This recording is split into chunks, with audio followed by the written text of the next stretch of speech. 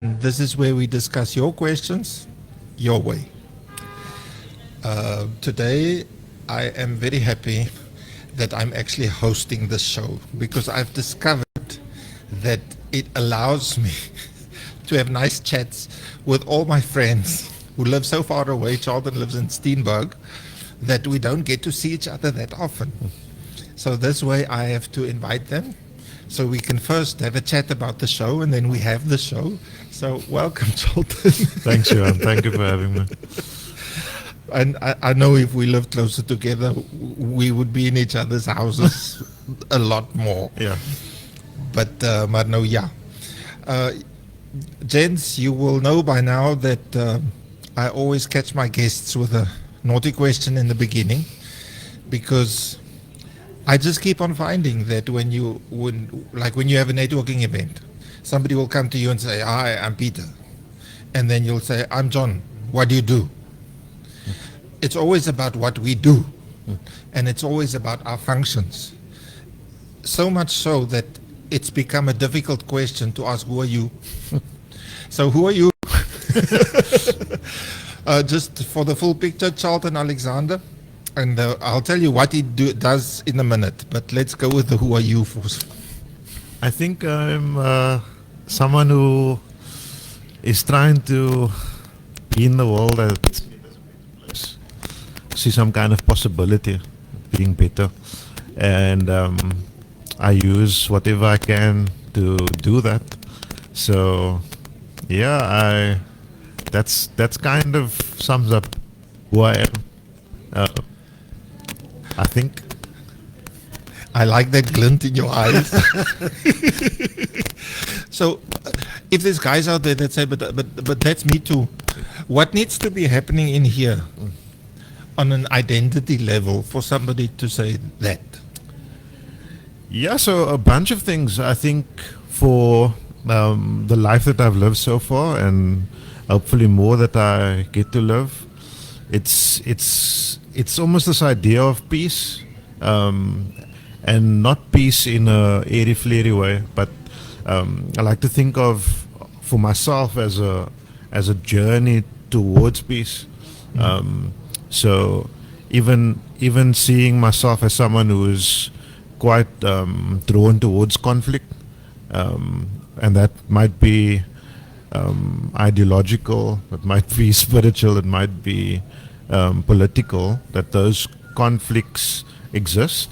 And so I'm quite keen to posture myself in working towards a resolve so that we can acquire that peace. And that I feel currently in my body that I do, or try to do with the people that I'm surrounded by, my family, friends, and then the work that I get to do as well. Yeah. We'll get to the work in a minute, but just to link in with last week's show, we had Franklin Peters, who's actually older than I am. I don't get that often. But he explained very eloquently how there's so much we can do and so many boxes we can get into. But he gave very practical advice to men that, he said, get up that half an hour earlier and just sit with yourself. How that was kind of his tool that he gave to our listeners. How do you cultivate that sense of peace, not with the world but with yourself? Yeah. So, or act as in communities. I'm in the community of Steenberg, where we are in Cape Town and where we're in the world. I feel like it's not necessarily always just one place. But I think we're working towards something, and so when I say that I don't have a set rhythm because of the nature of my work and because of having a 4-year-old, you don't always have the freedom or the luxury or the privilege to do that. But I think I try and do something once a week for myself. In the last few months, it's been in the form of playing softball. So yes, it is a team sport, but you also, when you're there in the moment, it's your turn to bat, and this ball is coming at you really fast. It's only my second season, so I'm very new to it. And I think maybe that's a bit of what's worked for me, trying something new over the last year and a bit, and then also just not trying to take on responsibility in that space, because often growing up playing football, I've been in positions sometimes of leadership, and so when coming and playing a new sport, you're almost fortunate not to have that responsibility. So I've almost gained something by trying this new thing, and that's helped me just to be present in my body, and then to also see this as a challenge. That's in some ways very social and fun, but also can be competitive. So that's really helped me. If I think of myself as a man, to do something that's not as serious. That's really helped. But I also know you, and you are a bit of a mover and a shaker. So how difficult for you as a self-care discipline is it to be in a space and remind yourself, this is me loving myself. It's resisting the urge to fix or to help or to support. Yeah, it is difficult. I mean, even in the example of sport, you often then wanting to question authority figure or a referee or a coach, but then I can almost easily remind myself, because of all the other serious things that exist in the world, whether it's making sure that your son is doing what he's supposed to do, or making sure that you have enough work for the month to be able to help pay the bills. In that moment, then you almost just remember that those are the things that you have to put that other energy into, and here you're in a space where you're released and you're free from those things. That's kind of helped in a way, which is sometimes easier said than done, because you often want to say, hey, that's not fair, or wait, someone made a mistake, we should get the points, or whatever the case may be. Yeah. I can help you with that. I like what you said about energy, and somebody once spoke of an energy envelope, that in a week or in a day we only have so much energy, and we can easily fall into that trap,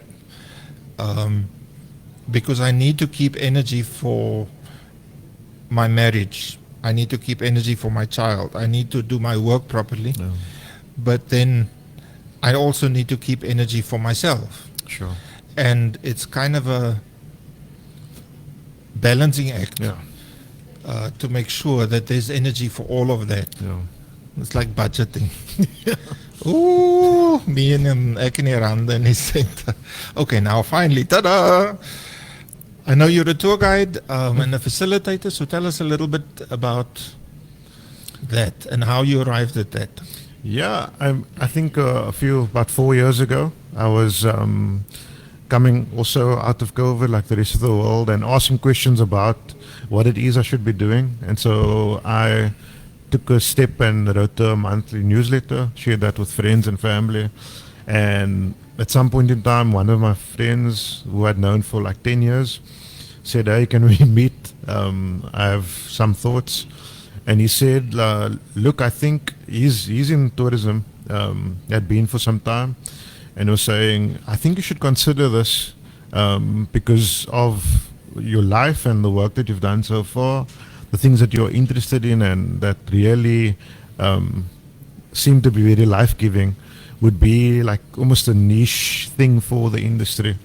And so you said to me, like, why don't you consider doing a course? I'll pay for the course and you can figure out how to pay it back. And I was like, look, this is the reason why I wrote this letter or these letters, to say to people, can you help me figure this out actually? And then I jumped in. I've been doing some work with him and his business, but then also slowly but surely building my own thing. And yeah, that's how it's come about. Yeah, basically saying to people, this is what I'm thinking and dreaming about. Can you share any feedback? And so that's what came back at me.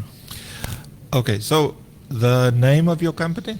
It's called liminal tours. Liminal tours. Now, can you help me understand what's liminal again? I mean, people explain it differently. For me, specifically in a Cape Town context, an example would be that we are very divided in terms of our history and spatial planning. This is an example.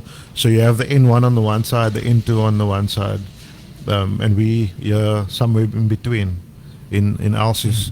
And so for me, it's showing people who come and visit Cape Town and other places in South Africa that there are things that exist between those spaces.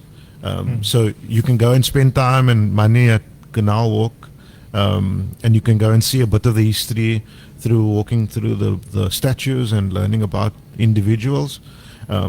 Or you can come somewhere on the N2, and you have to be on the N2 because you come via the airport. But there's something happening in a place like Alsace. It's been established for certain reasons, but now there are people that are here maybe for generations, and there's life that's happening here. There's stories that is happening, and people hold those stories, which is also good, often better than the experience you get at Canal Walk. It's much better. And so for me, it's to say, let's go and see those spaces while you spend some time at Canal Walk and spend some money there. There's maybe some opportunities to spend some money in a place like Alsace, in Langa, in Imazamayeto, and that's kind of the in a short way the way I understand liminality, or liminal, to be a space that exists between something, but also then to take it a step further to say to people, in these spaces where these are often not the places you go to or where you are told about, there are dreams that people have, that communities have, of a better way and a better future for the generations to come. And so tell people a bit about our history, but also tell and share and encourage people to dream about what is possible. Where else is radio your guiding light? We're here to share, to lift, to chill. Your community voice loud and clear. From Elsie's to the world we sing. We're making Elsie's lekker again. Feel the love, let the spirit begin. Inspire LC's radio, your spot, your station. Okay, but that's the visitors. Yeah. And I know that you and your wife have lived with in transitional housing with a bunch of men, helping them transition, from one thing to another. I have similar to the work I've done, and I think that's an easy way for people to understand liminality. Sure. If you're coming out of homelessness and then you in transitional housing, to integrate somewhere else. Yeah. But what I'm hearing you say is that in a way there's these huge pockets of our society that have been living in that in-between space. Yeah. So this is a bit of ek grou nou 'n bietjie dieper. Good. But I want to know what have you seen in our communities? Yeah. How do men respond to this feeling of in-betweenness Sure. Yeah, that's a good one. in a very practical way? Yeah, I think a combination of things, and maybe a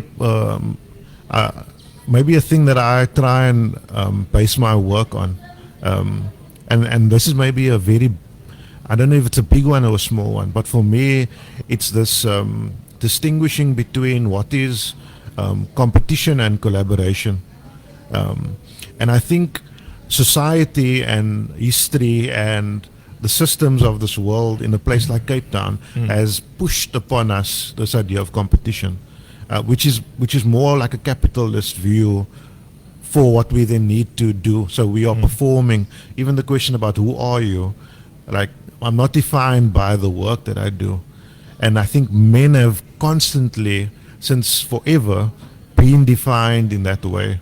And so what we can produce, how much we can output, and then combine that in a place where we are told that there's a scarcity, whether it's work or food or land or opportunities, we then now are competing against each other. So instead of me seeing you, Johan, as a person who I am collaborating with in this world, and when I have an opportunity, I say to you, what about this thing? Why don't you try this? And you do the same for me. I'm actually trying to poach you and make sure that you don't succeed, because it then means that I will be able to succeed. But for me personally, that's not really the way we need to be working towards. So when we think about things like, we talk about this word Ubuntu, I am because we are, but it's also, if not for you, then I wouldn't be where I am or who I am, right? So it's seen as this positive thing, but also when we use that negative language, it helps us because we've been so stuck in that negativity. And I think that for me is what I've seen in my work practice, but then also in life. Saying and seeing someone as a collaborator, not as a competition. So when I bump into a colleague or someone who's doing similar work to what I'm doing, they might see me as competition, but I don't see them as because we're not actually competing. The work that I'm doing compared to the work that they're doing should always be different, because we are created differently, we are socialized slightly differently, and we embody different things. So for me, it's to say, hey, like, here's an opportunity, but it's not just for me, it's for the people that I work with as well. So maybe another way of giving an example would be to say, I run a tourism company, but I don't own any vehicles.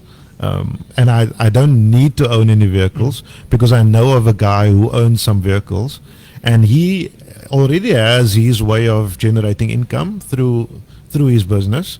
But because I don't think I need to own vehicles, I can work with him and we are collaborating. So I almost feel like the thing that we are told then is I need to own vehicles so that I can run my tourism business. But that's not necessarily the truth, because the truth is always subjective in some ways, and it's currently working well that he drives his vehicles, he services them, he makes sure that it's in good condition, all of those things. I'm making sure that when I hear from my clients, this is what they want to come and experience, that I create and curate the itinerary to suit that and match that, and better it, while I just say to him, are you available on these days to drive? And I don't have to worry about that thing. In fact, the longer we work together, the more trust we build, because now we are collaborating instead of competing. And so maybe that would be a better way for us, even as men, to think about the things that we do. Often we are seen as the primary breadwinner, for example, that kind of language, right? Where in actual fact it makes us stronger to collaborate, even with our wives. yes. and so we're not losing out, we're not becoming less of men when we have those honest conversations. We in fact are we're actually being seen as human, who we are created to be, not just the narrative of being like in production, being the laborers, and those things, because those things don't really define us. I have two questions out of that. The main question is, how then do you define success? Because I come from a kind of social enterprise background, and there are very clear rules. You are successful when you've impacted so many young people, and when your budget is like this, and when you've this and this, or you have a successful business when you reach X, Y, and Z and drive this car, and you don't live in Elsies anymore, you live in Reiterwacht. Sure. Or you don't live in Reiterwacht, you live in Pinelands. So in this alternative universe that you are suggesting, what does success look like? Sure. I mean, success, I think for me there's two ways to think about it. I think about myself as an individual and the work that I'm doing. And I can say, for example, I've started the year off fairly well. January was very busy. February, not so much. March, I have a little bit of stuff going on. But because January was what it is, I'm not feeling the pressure of looking for work, which is kind of part of my business model, if you want to call it that as well, is that I work on a very like big trust of being referred to by people who are here locally that know that people are coming in, but also when my clients go away, that they would share that with someone else. And so when I hear someone share a review or they've just made a connection, that in terms of my work feels like it's being successful. And that's not talking about the amount of money that we're making or that we're losing, which we need to do. But in terms of, like, we can make crazy amounts of money and then actually not be successful or fulfilled. Because people can come here and they can have this view of Cape Town that's in line with saying it's the most beautiful city in the world, right? But for those of us who especially are living and grown up on the Cape Flats, we know that it's not the most beautiful city in the world. Even more so, those who are in black townships, we know this is not the most beautiful city in the world. We also then need to, so then part of that work is to help people realize the reason why you have Camps Bay and Constantia and these places is because you have Elsies River and Kailicha and Langa, right? And so that's kind of part of what helps me not really measure, because I'm not trying to measure what is successful or not, but trying to see people leave with an experience that is a more complete experience or a broader understanding of what we're doing. So that would be for me on an individual level, and then on a more community or communal level, I think of us as being together and connected. I think like we need to be sharing what we're doing. Like if I'm going to pick up my guests on a Sunday morning and I can go and purchase some kusistas from someone on the way there, it might not be crazy amounts of kusistas, but actually it contributes to what they're doing, and it's telling the story of who we are, right? And so that's an example of a small thing that you can do that leaves that person asking, who made this? And you get to share the story of the person in your community that wakes up early on a Sunday morning to make sure it's fresh, it's warm, and that's what they get to enjoy. I mean, that's just one example. There are other examples as well. You can help by sharing the business. And so I don't have to do the work every day. And maybe there's a younger person, especially, who I can help with some kind of sharing of skills, that kind of thing. Washing the other guy's vehicles. Yeah, I mean, these are just really small examples. But the reality is that it's actually sharing, like genuinely sharing who we are, and doing that in a really practical way.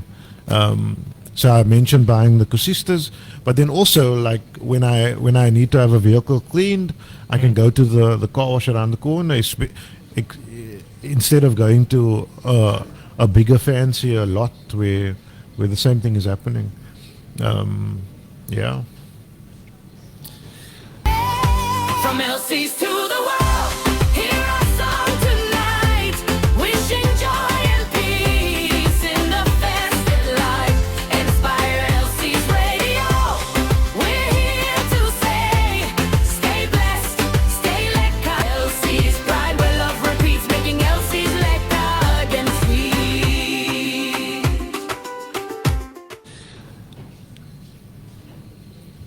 that kind of success that's based on fulfillment and not bank balances and not status, but fulfillment. You know, I'm doing what I'm supposed to be doing. In your case, you said that sense of inner peace, Yeah. that I'm at peace with myself, and so I'm helping to bring communities closer to each other and be at peace with themselves. There's I'm just thinking of it now. There's a quote by Nelson Mandela about Africa being at peace with itself. Sure. That's what we're looking for, where who I am and the work that I do, I'm at peace with that because it aligns with my humanity. I also like what you said about it makes us human. Yeah.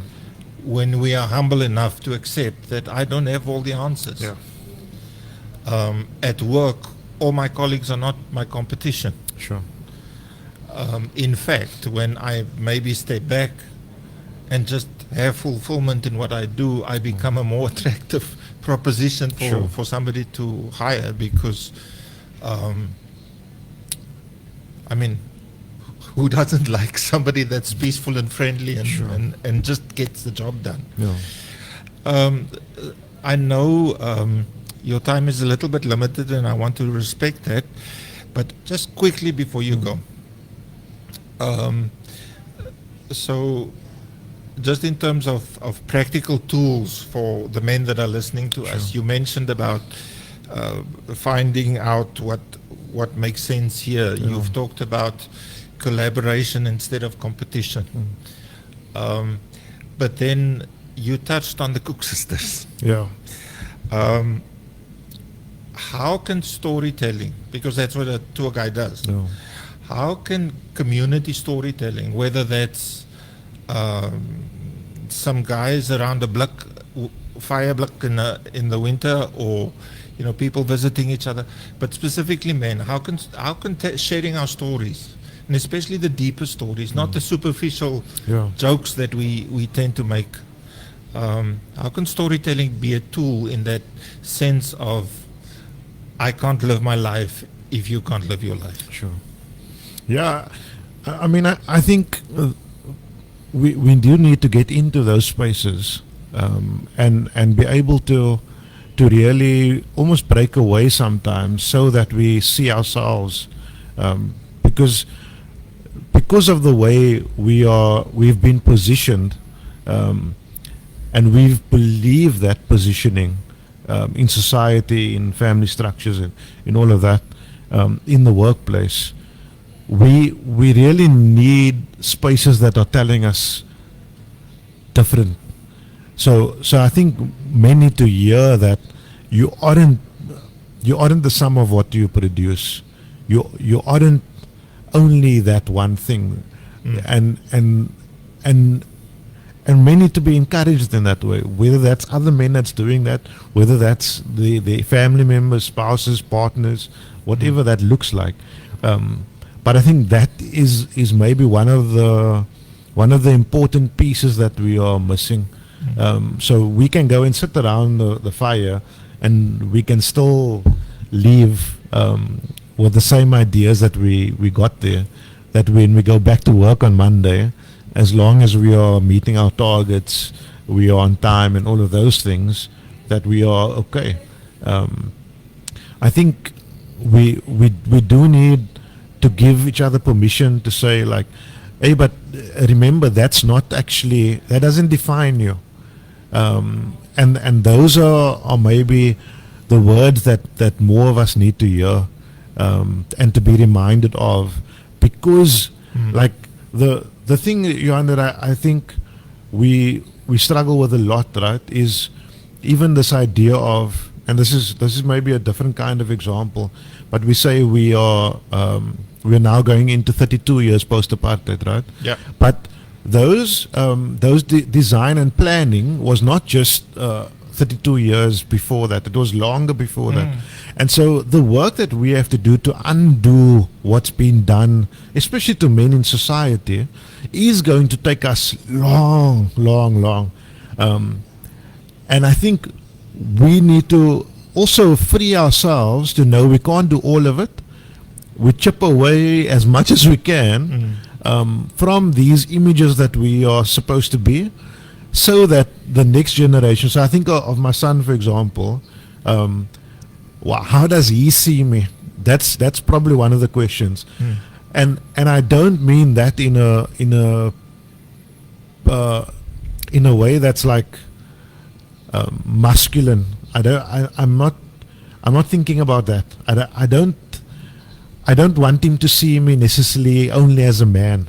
I want him to see me as if something happens, he will come to me because he'll feel safe. And this is probably the realist example for me is that we've been struggling. I've been struggling because when he gets hurt, he quickly runs to his mom. When he's not happy about something, he goes to her. When he wants to play, then he comes to me, right? And I don't mind it because I'm also enjoying that bit of attention from him and that affection. But then she reminded me the other day, he was vomiting, he was sick, he was vomiting, and he actually came to me. Because this thing I was struggling with, like, does this guy actually I didn't ask, does he love me? But I was getting almost comfortable with him not needing me. Yeah. And there are reasons why he doesn't always need me. And then sometimes he does need me in some way. But then, like, it continues to amaze me how seeing our interaction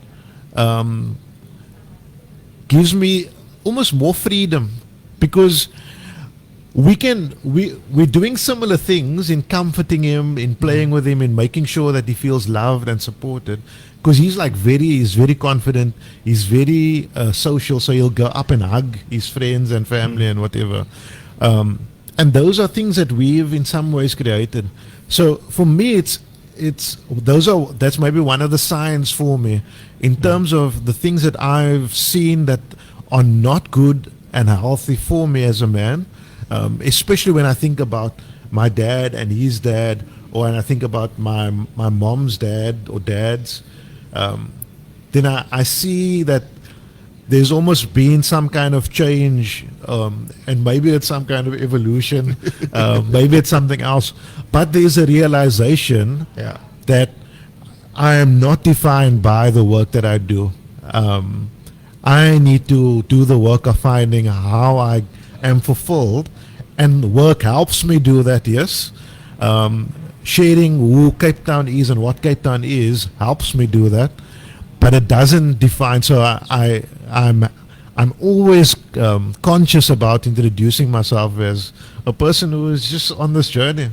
Oh, and I do that, and I do that, and I get to do that. But being aware, and I think that consciousness that we need, and we continuously need it, that's some of the things that's needs to be added, and almost the groundwork for those, call it campfire spaces or around the braai, or... I just remembered, like 5 minutes ago, it's a gully blick. A gully blick, yeah. My memory is bad. You've given us a lot to think about. I'm glad. I've thought about a lot. So, just to wrap up, gents that have been listening, and if you want to make a final comment maybe on this, I think at the end of every show, remember, we don't give solutions and we don't give advice, because I'm not more clever than anybody that I can claim to tell you what to do. But we do give you tools, and what I'm hearing from you is that a discipline that us as men can adopt is when we do have those times. You know, with work and everything, it's difficult to have yet another thing to go to. Oh. But those times that we do have, when we sit together for lunch at work, when we play soccer, but to make room to be vulnerable enough to tell our real stories. Yeah. Not the stories that will put me ahead of the competition, but the stories that will make me vulnerable enough that people will want to be my friend and collaborate with me. Yeah. And if we can learn to be vulnerable enough to share those stories with our friends, it will spill over into our kids. Sure. To be able to see that, manhood is not just one box. No. There's different ways of being a man. No. And from a life coaching perspective, what I would recommend to you, my dear gentlemen, is there's something called deep listening. And that is where you deliberately, intentionally, don't take your friend's story at face value. Sure. And marriage is a good example. In marriage, you need to know, both men and women, that what you see is not always what you get. Sometimes you need to create space for conversation. But I think we don't always make time for that as men between each other. Sure. To say, listen, I sense that there's something deeper Yeah. behind this. What is that? Or the encouragement that your friend gave you. There's something more to you Yeah. than what you thought meets the eye. And that's my encouragement to you, gentlemen, is let's be the shoulders that we can stand on. Not just standing on older generations, but take turns. How can I lift you up here, and next time you lift me up there? My name is Johan de Meyer. This is Inspire Elsie's Radio, Talking Men. And remember, you don't need to know the solution to start working on the problem. Keep well.